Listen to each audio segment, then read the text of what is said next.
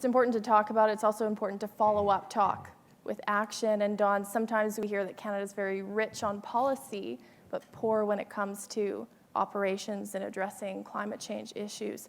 What do you think might help get us closer to taking actions and ensure we're accountable? In a word, leadership. It begins and ends with that on any file, across any sector, whatever sector of the economy you're talking about. I mentioned earlier the issue of flood, the only G7 country without a national flood program. I could reach the ceiling with studies that have been done, a lot of them by us, by other groups and organizations, and yet no action had been taken. And it's only until the federal government stepped up to the plate last year. There was a tremendous amount of work being done on this file, as there is on this file, on the issue of sustainable investing or moving to a low-carbon economy. There's an incredible amount of good work being done by so many groups and organizations, many of them represented here today.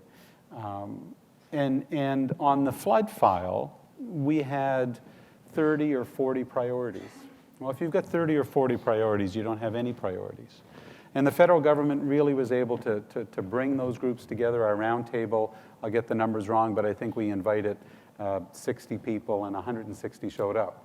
But what the federal government was able to do by taking this leadership role is very clearly define a small set of priorities that allowed organizations like ours and others to then be able to hone in on what is it that we can do. How can we leverage these priorities so that our contribution can be made greater? So as I said, the levers that we can pull with good public policy, now we're able to do that on the flood file. On the sustainable investment piece of the equation, there's been, again, a tremendous amount of great work being done in other jurisdictions.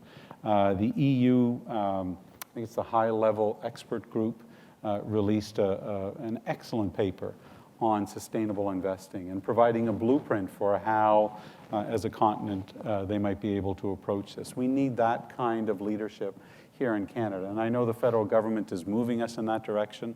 And I'm hopeful that this conference and more like it will provide the kind of momentum. But to me, it begins and ends with leadership, with someone standing up and saying, I'm going to be held accountable, I'm going to provide a roadmap, I'm going to provide that blueprint, and then groups and organizations able to plug into that.